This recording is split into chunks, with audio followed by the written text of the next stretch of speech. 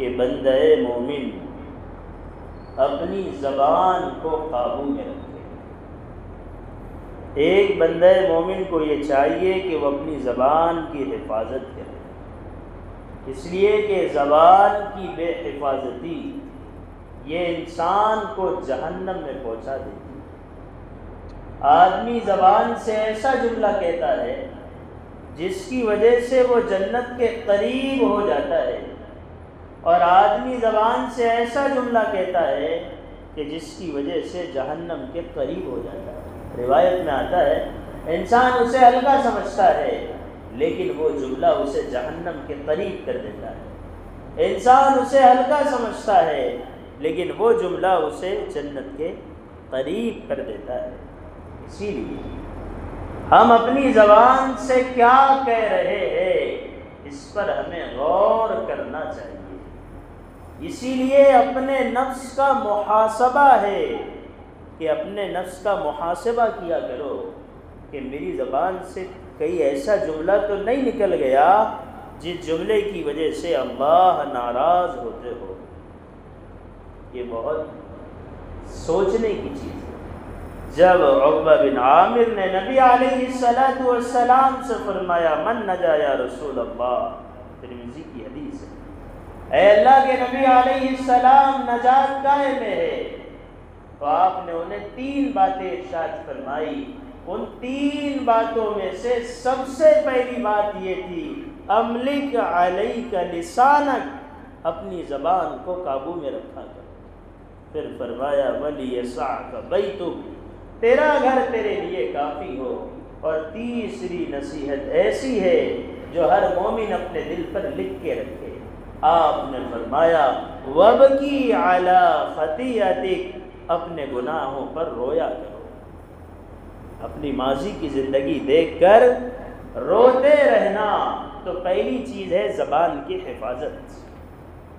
لیکن آج کل ہوتا یہ ہے، ہم اللہ کے راستے میں ہو، یا شب گزاری کے اجتماع میں ہو، یا کسی اور جگہ ہو، اگر ہم لغویات کے عادی بنیں گے تو اعمال کی لذت سے محروم رہیں گے، یہ پکی بات ہے۔ اور جو آدمی جتنا زیادہ لغویات میں مبتلا ہوگا اس کی آنکھوں میں اتنا قحط پڑا ہوا ہوگا، اس کی آنکھیں خشک رہے گی، کیونکہ جو لغویات کا عادی ہوتا ہے اس کی نگاہوں میں آنسو نہیں آ سکتے۔ یہ بہت تحقیقی اور پکی بات ہے۔ اس لیے لغویات سے بچنا۔ اللہ کے نبی علیہ السلام کا معمول کیا ہے؟ حضرت سماک کہتے ہیں میں نے جابر بن سمورہ سے کہا اَكُنْتَ تُجَالِسُ النَّبِيَّ صلی اللہ علیہ وسلم، کیا تم نبی علیہ السلام کے ساتھ مجلس میں بیٹھے؟ قال نعم، انہوں نے کہا بالکل بیٹھا۔ وَكَانَ كَثِيرَ الصَّمْتِ، فرمایا آقا علیہ السلام کثرت سے خاموش رہتے تھے، یہ آپ کا معمول تھا۔ فرماتے ایک صاحب کہ ہم نبی صلی اللہ علیہ وسلم کی خدمت میں تھے۔ مالک اشجعی اپنے والد سے روایت کرتے ہیں کہ ہم آقا علیہ السلام کے پاس بیٹھے تھے، وَنَحْنُ غِلْمَانٌ، اور ہم بچے تھے، نوجوان تھے، حضور کی خدمت میں تھے۔ فرماتے ہیں وہ کہ میں نے آقا علیہ السلام سے زیادہ لمبا خاموش رہنے والا کسی کو نہیں دیکھا۔ سب سے زیادہ خاموش رہنے والے حضور صلی اللہ علیہ وسلم تھے۔ فرمایا فَكَانَ إِذَا تَكَلَّمَ أَصْحَابُهُ، جب آقا علیہ السلام کے صحابہ بات چیت کرتے تھے اور گفتگو زیادہ کرتے تو آقا علیہ السلام صرف مسکراتے تھے، صرف تبسم فرماتے تھے۔ آقا کی زندگی کا معمول خاموش رہنا ہے، لیکن جن مواقعوں میں بولنے کی ضرورت ہے ان مواقعوں میں بولنا ضروری ہے، اور جن مواقعوں میں خاموش رہنا ضروری ہے ان مواقعوں میں خاموش رہنا ضروری ہے۔ جب کسی نے حضور سے آ کر کہا کہ ایک عورت نے چوری کی، اسامہ کہنے لگے فاطمہ اس کا نام تھا، فاطمہ مخزومیہ، آپ ایسا کیجئے کہ اسے معاف کر دیجئے۔ آپ خاموش رہتے تھے لیکن یہاں خاموش نہیں رہے۔ جیسے انسان کے ذہن میں بات آتی کہ ارے یہ بولنے والے تو خاموش نہیں رہتے، سمجھانے والے تو خاموش نہیں رہتے، تو خاموش رہنے کے بھی مواقع ہیں۔ جب آقا علیہ السلام نے یہ بات سنی، تلون وجہ رسول اللہ صلی اللہ علیہ وسلم، آپ کا چہرہ بدل گیا اور آپ نے فرمایا لو سرقت فاطمہ بنت محمد، اگر چوری فاطمہ بنت محمد بھی کر لیتی لسرقت یدہا، تو اس کا بھی کیا کر جاتا، ہاتھ کر جاتا۔ تو اکثر خاموش رہنا ہے، لیکن جو مواقع میں بولنا ضروری ہے ان مواقع میں بولنا پڑے گا۔ اور ایک بات یہ بھی یاد رکھنا، جو زیادہ بولنے کا عادی ہوگا اسے روحانیت محسوس نہیں ہو سکتی۔ یہ حضور کی حدیث سنیے آپ، لمبی حدیث ہے، زیادہ لمبی بھی نہیں ہے۔ عبادہ بن صامت کہتے ہیں کہ جناب رسول اللہ صلی اللہ علیہ وسلم ایک دن نکلے سواری پر سوار ہو کر، اور صحابہ بھی آپ کے ساتھ میں تھے۔ آقا علیہ الصلوۃ والسلام جا رہے ہیں، صحابہ بھی ہے، اور اللہ کے نبی علیہ الصلوۃ والسلام سب سے آگے ہے۔ لم یتقدم منہم احد بین یدیہ، حضور کے آگے کوئی نہیں، حضور ہی سب سے آگے۔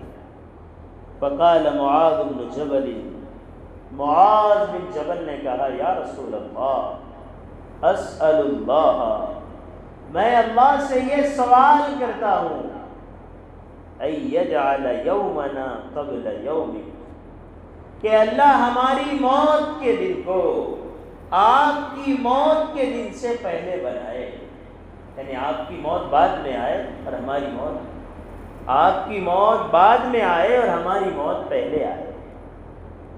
پھر فرمایا کہ اگر ایسا ہو گیا، اللہ ہمیں نہ دکھائے وہ دن، لیکن ایسا ہو گیا کہ آپ ہی دنیا سے چلے گئے، تو کون سا عمل ایسا ہے جو ہم آپ کے بعد کریں؟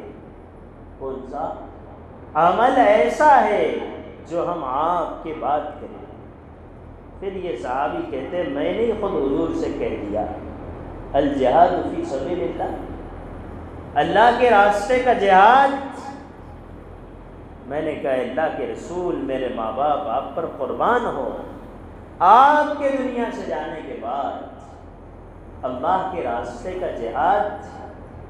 آپ نے فرمایا نعم الشیء الجہاد فی سبیل، جہاد بہت اچھی چیز ہے، جہاد بہت اچھی چیز ہے، وعاد بالناس، اور لوگوں کو اس کی عادت بھی ہے۔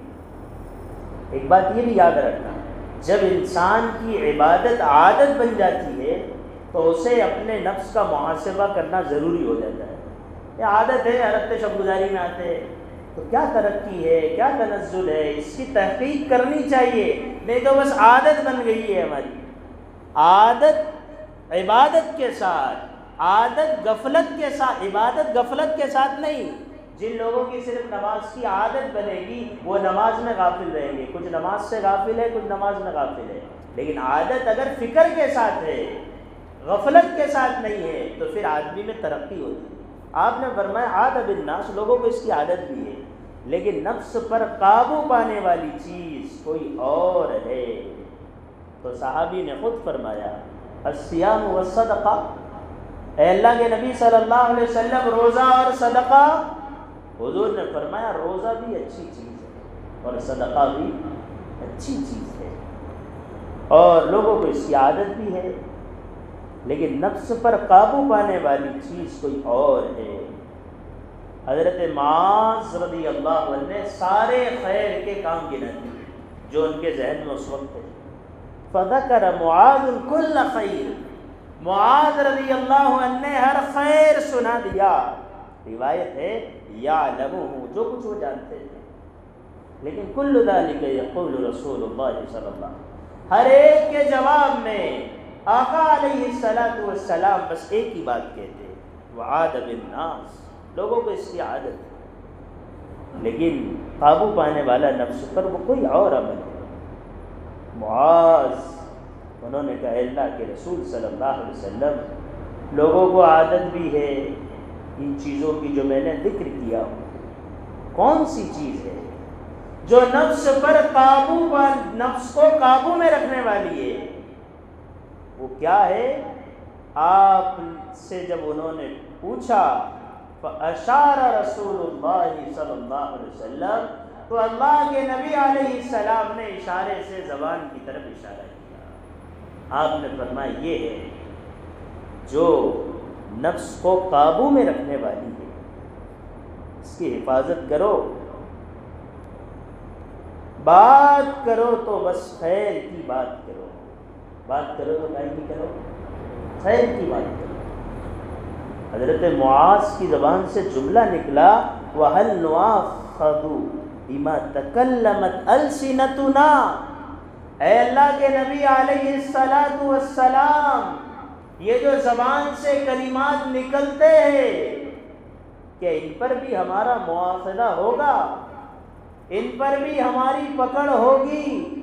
یہ بات انہوں نے کی۔ امام مالک بیان کرتے تھے، پھر بعد میں روتے تھے کہ پتہ نہیں اللہ پوچھے گا یہ بول تو نے کیوں کہا تھا۔ میں کرسی پر بیٹھا، ایک صاحب آگے مجلس میں نے ان کو دیکھ کر کوئی بات کہہ دی، یہ بات پر بھی قیامت میں پکڑ ہوگی۔ اخلاص ختم ہو گیا، شخصیت کے لیے بات کہی دی۔ ایک بزرگ بیان کے لیے بیٹھے، دوسرے مسلک کے بڑے عالم آ گئے تو لوگ خوش ہو گئے کہ اب تو اچھا ہو گیا، حضرت کے بیان سے ان کی کیا ہو جائے گی؟ اصلاح ہو جائے گی۔ حضرت نے تھوڑی دیر میں کرسی سے حضرت نیچے اتر گئے، کہا حضرت اچھا موقع تھا۔ حضرت نے فرمایا وہ جب آئے تو دل میں خیال آیا کہ ان کی اصلاح کرنا ہے، اس لیے اتر گیا کہ بیان کا جذبہ بدل گیا ہے۔ ہر چیز میں جذبے کا اعتبار ہے، اس لیے زبان سے جو بات نکلتی ہے اس پر بہت سوچنے کی ضرورت ہے۔ ہمارا تعلق اللہ سے اس لیے مضبوط نہیں ہو رہا ہے کہ بس جو آیا وہ چل رہا، جو زبان پر بات آ گئی، بے تحقیق بات بھی لوگ نقل کر دیتے ہیں۔ اب تو حالت یہ ہے کہ مسجدوں میں ایسی بات کرنے لگ جاتے ہیں کہ جو باتیں نکل کر غیبت و بہتان تک پہنچ جاتی ہے۔ اللہ معاف فرمائے۔ حضرت معاذ کہنے لگے کہ ہمارے زبان کے کلمات پر بھی پکڑ ہوگی، تو بات کو دھیان سے سمجھانے کے لیے حضور صلی اللہ علیہ وسلم نے ان کے آقا علیہ السلام نے ان کے ران کو کچھوکا لگایا، ران پر ہاتھ مارا اور پھر فرمایا ثقلت امک، تیری ماں تجھ کو غم کرے، ایسے الفاظ کہے، تیری ماں تجھ کو روئے وغیرہ وغیرہ۔ پھر آپ نے فرمایا سننا دھیان سے، ہر ہونے والی بات آدمی اس کو اپنے نفس پر رکھے، جب ہونے والی باتوں کو اپنی ذات سے ٹکرائیں گے تو ترقی ہوگی، نہیں تو اپنی ذات کے علاوہ دوسروں سے ٹکرائیں گے، یہ بات یہ فلاں کے لیے ہو رہی تو پھر ہماری ترقی رک جائے گی۔ ورنہ پہلے دن جب تبلیغ میں لگے تھے تو چند مہینے چند سال بڑی ترقی ہوئی، اور اب زمانے سے ایک ہی ٹیشن پر ہے۔ کیوں؟ اب یہ سمجھ گئے کہ جو اس میں لکھا ہے وہ سب معلوم ہے۔ معلوم کا نام علم نہیں ہے، معمول کا نام علم ہے، کہ جو تمہارے معلوم میں ہے وہ تمہارے معمول میں کتنا ہے، کتنا ہے معمول میں۔ آپ نے فرمایا هل يكب الناس على مناخرهم في جہنم الا ما نطقت به السنتهم، حضور نے فرمایا انسانوں کو جہنم میں گرانے والی چیز، ان کے مونڈوں کو پکڑ کر جہنم میں ڈالنے والی چیز صرف زبان کی باتیں ہوگی، زبان کی کھیتیوں کی وجہ سے لوگ جہنم میں جائیں گے۔ پھر حضور نے فرمایا من کان یؤمن باللہ والیوم الآخر، جو اللہ پر اور آخرت کے دن پر ایمان رکھتا ہے، فلیقل خیرا، اسے چاہیے کہ خیر کی بات کرے۔ خیر کی بات کرے، خیر کی، ہر چیز میں خیر نظر آئے گا اگر ہم خیر کی طرف توجہ دیں۔ آپ نے فرمایا خیر کی بات کرو۔ ایک بزرگ سے کسی نے کہا حضرت تبلیغ والے صرف امر بالمعروف کرتے ہیں اور نہیں انل منکر نہیں کرتے۔ حضرت نے کہا وہ معروف کر رہے ہیں تم منکر شروع کر دو، یہ خیر کی بات ہے۔ ایک ہی جملے میں اصلاح بھی ہو گئی، خیر بھی ہو گئی۔ وہ معروف کر رہے ہیں تو ایک کام وہ کر رہے ہیں، دوسرا کام منکر کا آپ شروع کر دیں۔ آپ نے فرمایا جو اللہ آخرت پر ایمان رکھتا ہے فَلْيَقُلْ خَيْرًا، اسے چاہیے کہ خیر کہے، أَوْ لِيَسْكُتْ عَنْ شَرٍّ، یا وہ خاموش رہے شر سے۔ پھر آپ نے فرمایا خیر کہو غنیمت پاؤ گے، اس کا نفع تمہیں ملے گا، اور شر سے میں خاموش رہو تو تم محفوظ ہو جاؤ گے۔ کوئی بھی ہمارے سامنے شر کی بات چھیڑ دے، دو ہی باتیں ہیں، یا تو بات بدل دو یا مجلس سے اٹھ کے چلے جاؤ۔ اللہ مجھے آپ کو یہ صفات اپنی زندگی میں پیدا کرنے کی توفیق عطا فرمائے۔